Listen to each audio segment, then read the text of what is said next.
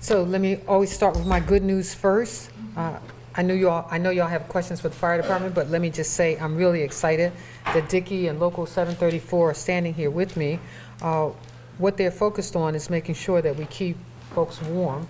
Yes, ma'am. And they've got I was having a conversation with him and with Mike, and they were talking about their Operation Warm. And so I thought it was important to share this with you all, that they're going to be providing new winter coats to children in need. What's interesting, and I'm going to give you the phone number, is one of the principals called me and said, it's getting cold, what are we going to do about our children? I said, I got the solution, because the firefighters are pulling this together. So more than 2 million children have actually been served in the city of Baltimore since 2002 by this effort. And we call on our fire department to answer fires and things, but what folks don't know is that they're out in the streets every day. A lot of great efforts working with the fire department. For example, they're out there every day knocking on doors, making sure that people have their smoke alarms, and they've partnered with the Office of Employment Development that actually goes out with them also to ask people if they need jobs. So I want to thank them again for this particular effort, and it is making a difference. So thank you all, and I think you're going to share some information. Yes, ma'am. Go ahead. Good morning. On behalf of the firefighters, Local 734, I'm Dickey Altieri, the president of the Baltimore City Firefighters. This is Tom Skinner. He's the recording secretary for the fire officers, Local 964. Unfortunately, Mike Campbell is not feeling well today, so he wasn't able to help be here. So on behalf of the firefighters, Local 734, and the fire officers of Local 964, we'd like to thank you, Madam Mayor, for allowing us to come here and speak to the press to talk about our program. I'm going to give you a little history about Operation Warm. Operation Warm and the International Association of Firefighters partnered up back in 2002. And then in 2012, Operation Warm and International formed this Firefighters for Operation Warm. So our mission is much different than the traditional coat drive, is where we fundraise for each child in order to outfit everyone with a brand new coat instead of one that just was used from before. We serve the elementary schools, for most of the elementary schools of Baltimore City, from ages 3 to 11. We work with the schools, shelters, and community-based organizations to make this determination and reach those children who are most needed. Our coats are made in the USA. Operation Warm has brought back 20% of its coat manufacturing to the USA. Our manufacturing program supports hundreds of jobs in the economy in 14 states and partners with several minority and women-based businesses. As our program grows, we will serve more children in need and more jobs for Americans. Even though we're firefighters and fire officers, we're not just out there running 911 emergencies. We're working on giving back to our community. You are. Well, we are. Thanks. We're working to give back to our community we serve, and we can see that with this Operation Warm program. As firefighters, we go into homes and witness the living conditions faced by low-income kids, and a new coat means the world to that child. Our children deserve to feel the sense of value and pride, which comes along with receiving something valuable, and a new winter coat is that. It sends a message that their community cares about them. We've given out over 2,500 coats in 4 schools the past 5 days. We want to continue that. We have more to give out, and we would like to. Your donation that you can provide to us stays here local in Baltimore City. See, he's talking to everybody, not just the press, y'all. Yes. So please support our local mission. Donors can visit our website and help us out. Next Tuesday is called Giving Tuesday. Every donation you give to our site is doubled by Operation Warm.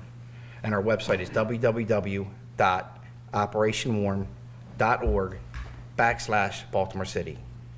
Please help us help the children of Baltimore City. Thank you so much, and thank you, Madam Mayor, for your time. Over 2,500 coats in 4 days. Could you spell your name, please? Yes. Last name is Altieri, Altieri. Thank you.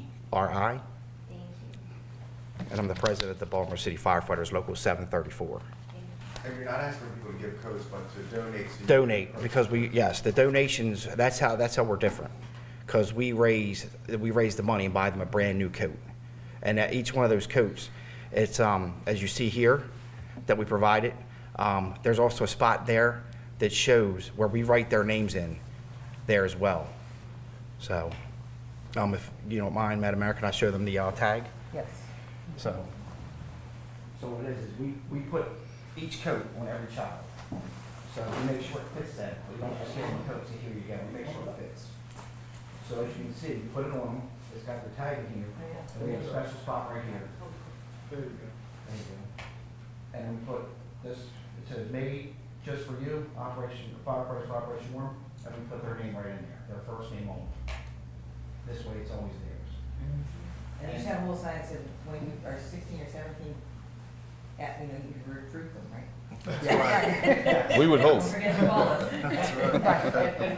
One good way to. One more point out. That's exactly right. I'm thinking about it. One more point I'd like to make is, over these 2,500 coats, our very first school, we had a child that came back that we were there 2 years ago.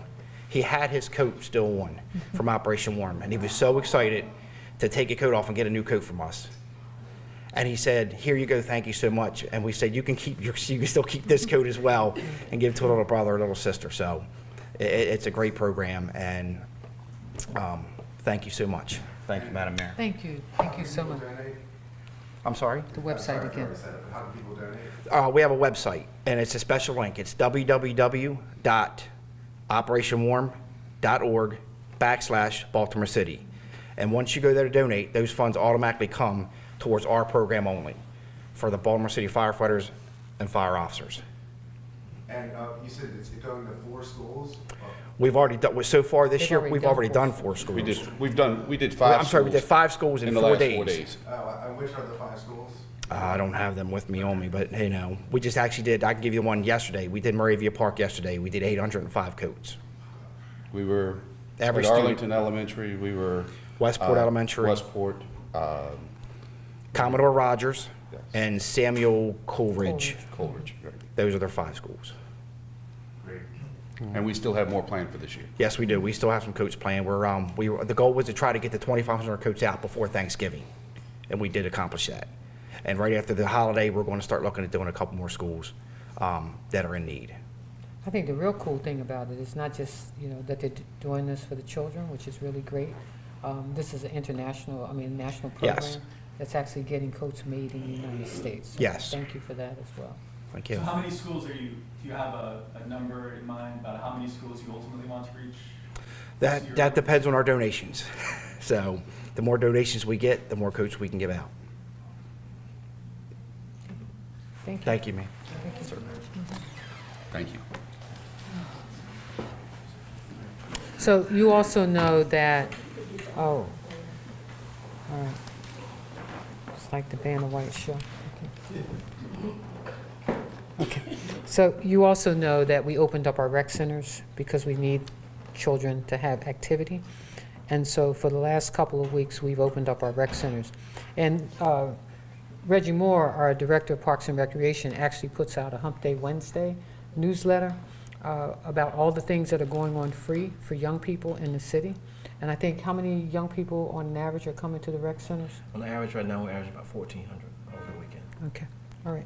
So you want to talk a little bit more about your program? Good morning, Madam Mayor. I just want to highlight some additional programs that we're offering.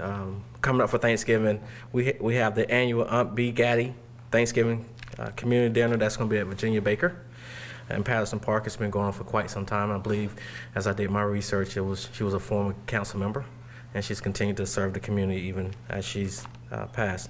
Also, as the mayor briefly talked about, was BOAT, which is our business, art, leisure, and team building program that we've implemented. This will be our 4th weekend. This weekend is going to be centered around education. So we have various fraternities and sororities from Morgan State that is going to be going out to our different rec centers, and they're going to be talking to the young men and women about college opportunities, what it means to be a college student, and just giving them some more insight, as well as we have in this first phase of our education, we're going to ask to start looking for SAT, ACT prep opportunities for these young people. Additionally, we some other programs I want to highlight for as we get ready to go into our holidays is separate with Santa. which is a program that's offered every year at our different rec centers for our after-school participants. The reindeer run, as you all are familiar with our 5K series, $5 5K. This will be the last of our 5K series for this year, and I believe, Mary, you may possibly participate with us. Can I try? Okay. I'm not gonna. Is it 4 a.m. in the morning? Because that's what time I run. No, it's not that early, Mayor. So, Okay, all right. so the mayor's gonna. 5 a.m. I'm there. As always, as annual, we have breakfast with sound at Sebring Arboretum. Our Poinsettia Magical Garden show is also at Sebring, and our senior gala. Every year, the seniors get an opportunity to come out and dress up and strut their stuff, and so that is going to be held on December 28th at the Morton's West for that event. And just a couple other things, we've been working on additional with our police department, and we have a flag football program that's going to be geared towards 1624s that we're going to start December 1st, and it's called Baltimore Officers Lending Opportunities, and that will be held every Friday night at Druid Hill Park. And the officers in each district has worked hard to put together a group of young people, and beyond just the sport, we're also going to be teaching them life skills along the way. A few other things is we have our winter basketball league that's gearing up at our rec centers, as well as we have our broom ball league. And another exciting opportunity sports-wise is we're moving towards a wrestling program that we're going to start in the first year that's going to be part of our Upton. If you're familiar with Upton, you've always known Upton for boxing. Now we're going to bring another sporting opportunity with wrestling. And then an exciting program that I would like to talk about educationally is in the first of the year, we're going to introduce a drone program for our after-school kids.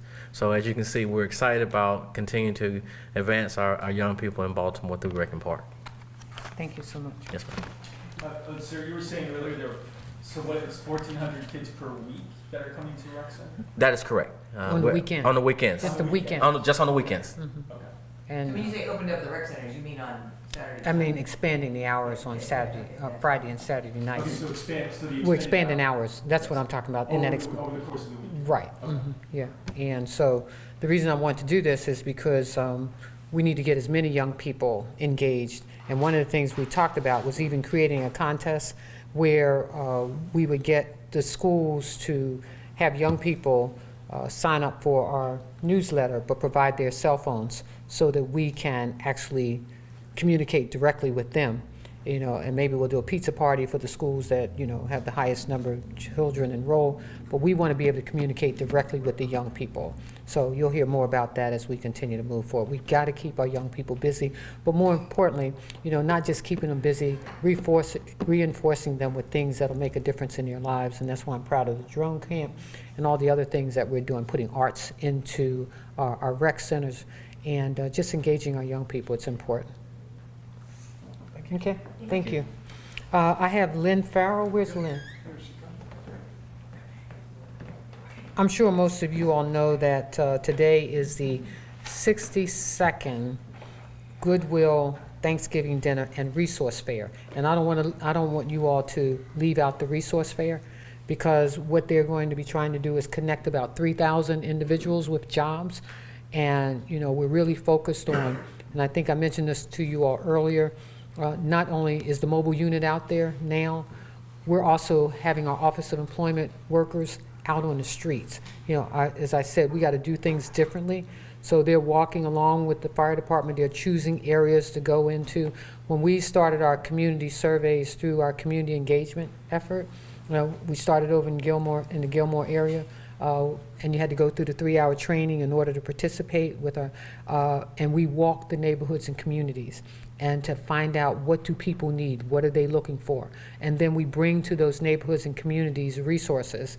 And so immediately following our day and a half of survey in the community, we went to the local rec center, did 300 expungements of records, because one of the things people asked us about was expungements of their records. So we did 300 in one day. We brought the jobs bus there and linked people to jobs and opportunity. And that's why I'm really proud of the work that the Goodwill does, because it enhances the efforts that we are putting in place. And as I continue to say, this is a partnership. Everybody has to be engaged. If we're going to change the trajectory of our city, it's about how we work together. So, Lynn. Thank you. Thank you, Madam Mayor.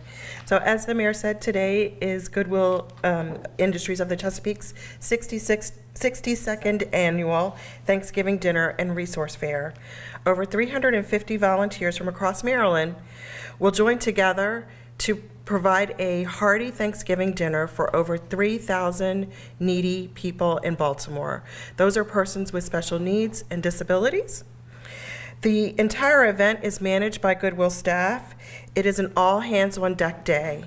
All of the staff from our headquarters, our operations center, and the Satellite Workforce Development Career Centers are on hand to make sure with our volunteers that needy persons in the Baltimore community have a Thanksgiving dinner. Many volunteer groups participating today have been doing so for a very long time. Those are organized by churches, schools, other religious organizations, and community organizations. But this event would not be possible without all of those volunteers, including the mayor, her staff, and the city council and their staff, all coming together to help us provide this dinner. So thank you. Oh, you're quite right. Any questions for them? Oh, sorry. I'm sorry. I'm sorry. Give your name, please. Is Lynn, Lyn, Farrow.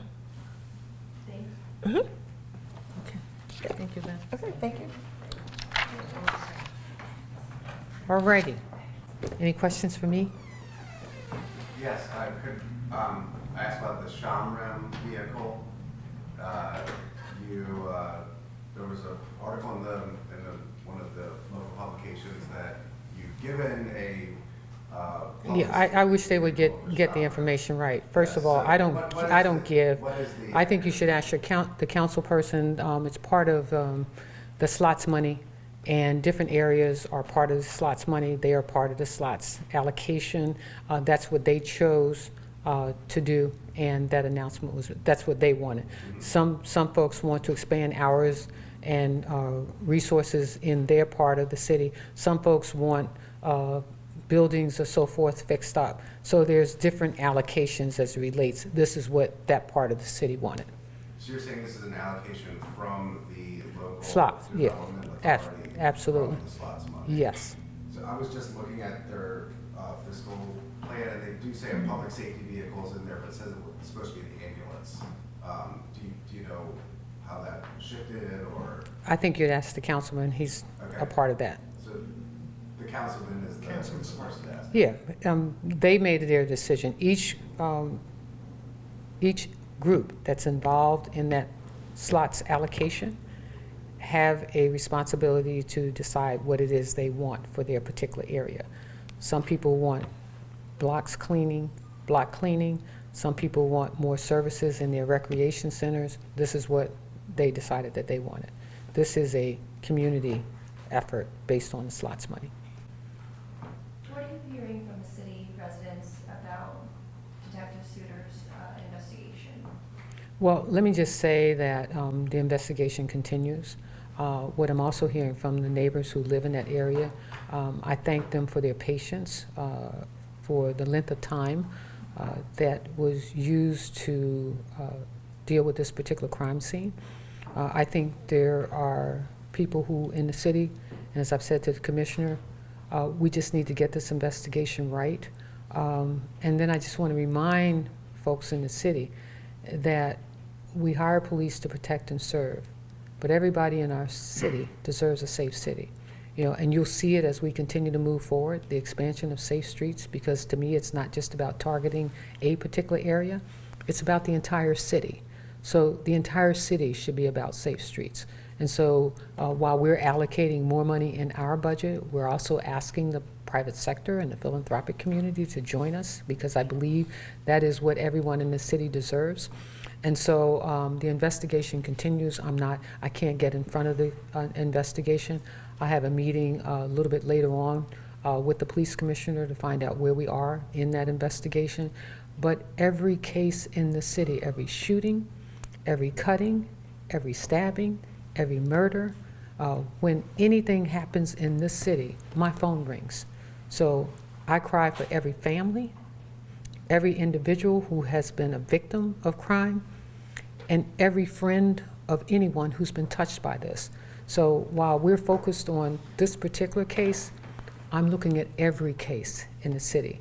My focus is to try to reduce violence in the city. You all know that we put forth laws to make it illegal for folks to carry illegal guns in our city, mandatory sentences. The bill was watered down. I think everybody wants a police officer on their corner, but I don't think people know how long it takes to do that. So when I came in January and said, unfreeze police positions because they were frozen, and then I realized, and I think that what other folks don't realize, our attrition rate is high. We were having as many as 20, 24 police officers leaving the city every single month. So you can't freeze positions and have an attrition rate at the height that we do. And so we've got it down now to about 16 to 15 officers leaving. But when you freeze positions, you put yourself at a disadvantage. And so I said, unfreeze those positions, and then I looked at what is the period of time that it takes to hire a police officer. And what most folks don't know is when I got here, 9 months to get through the background check, 10.5 months of mandatory training, and you can't negate that. That is in place. That is law.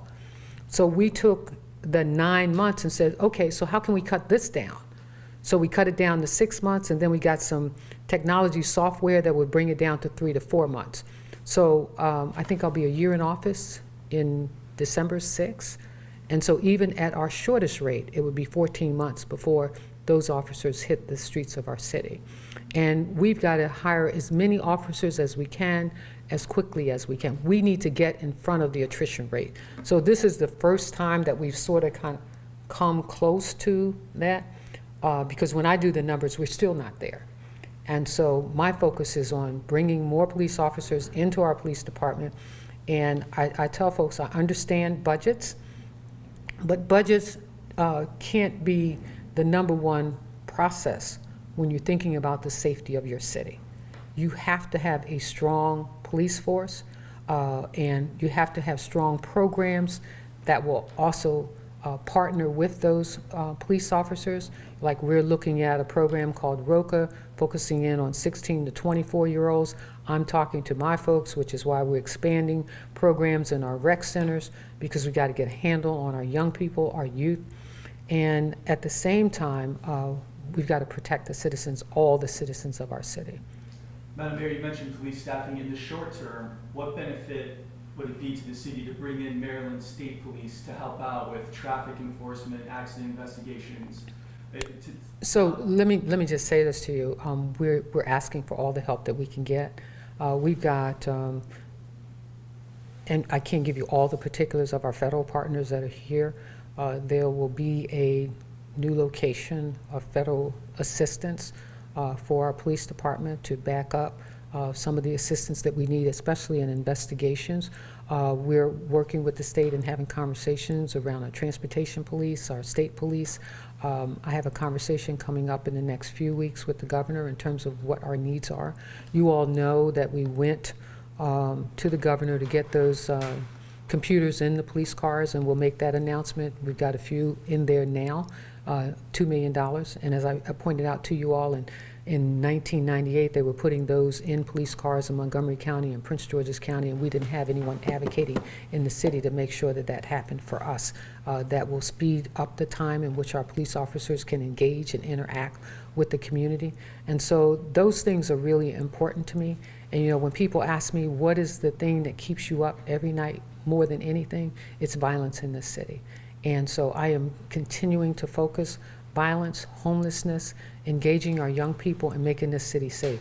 Because I tell people I'm totally optimistic about the future of Baltimore, but you got to get it right. You can't, you just can't keep putting Band-Aids on problems. You got to take off the Band-Aid and heal the wounds, and that's where I am. So Now, have you without asked? giving away anything in detail about the investigation, Yes. what can you tell the public in terms of the shape of this case? Mhm. Oftentimes, when violent crime happens, it pretty quickly, a police commander or whatever says, it wasn't random, it was targeted. It was Mhm. So what can you tell the public today, almost 7 full days later? Yes. of whether this is, what does this case look like?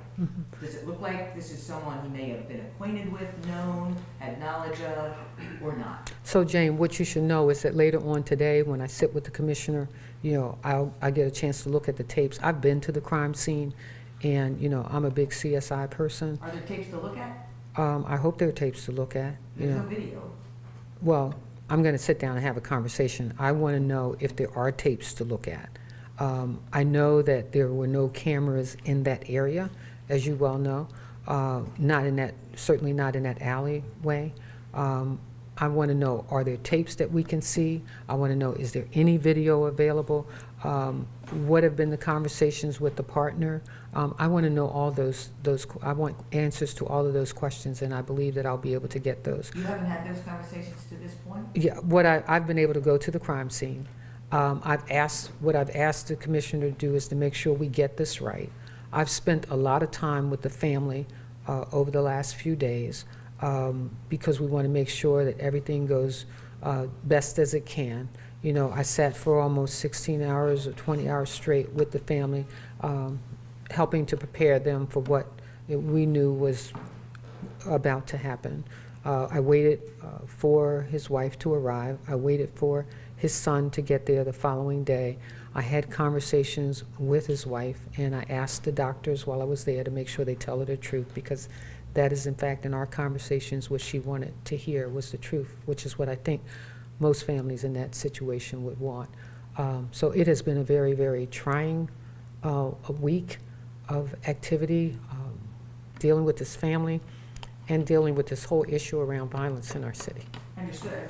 I'm trying to just kind of gauge a level, though, of how in the loop you're being kept about a situation that involves a city employee who's been killed on duty and a city employee who was a witness to that event. Yes. So that's what I'm asking. Yeah, Have you had those conversations? I've had conversations with the commissioner almost every day, and I've asked him to just make sure that I'm apprised of everything that's taken place. And as he said to me today, I was supposed to go over there at 10:30. I said, I'll probably still be in my press conference, so I'll try to get there probably around 1:30 or 2 after I do the homeless situation, and I'll be able to shed more of what has been shared with me. I just don't want to speculate in terms of what's going on, and I don't want to get in front of an investigation that is ongoing. So Madam Mayor, just going back to the help the city could get, have you asked Governor Hogan to bring Maryland State Police into the city? No.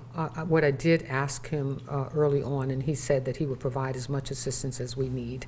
And so, I got the parole and probation officers, we got the Metro Police working with us.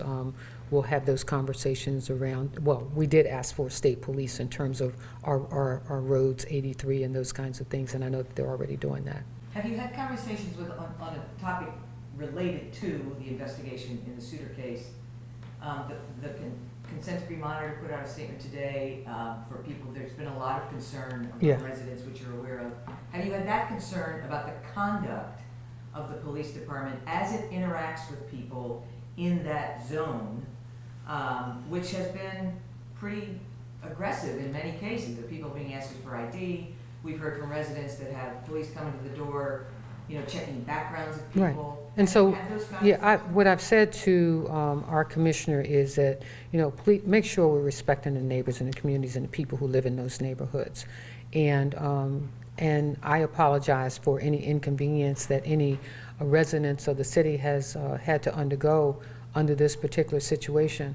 But, they're trying to get to the bottom of a case that I think many people are very close to. But, the same intensity that we use with this situation is the same intensity that we have to use in every situation. But we also have to make sure that we're respecting and protecting our neighborhoods and our communities, and that people have a right, to be able to move freely to their own homes. So if police have been checking IDs, if police have been patting down residents, are you okay with that? No, I don't think we should be patting down residents. I don't.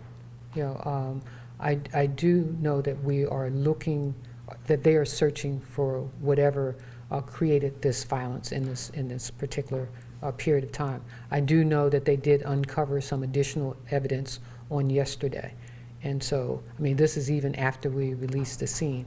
So, no, we have to respect the neighbors. We have to respect the community. And I ask every police officer out there to do that. Thank you.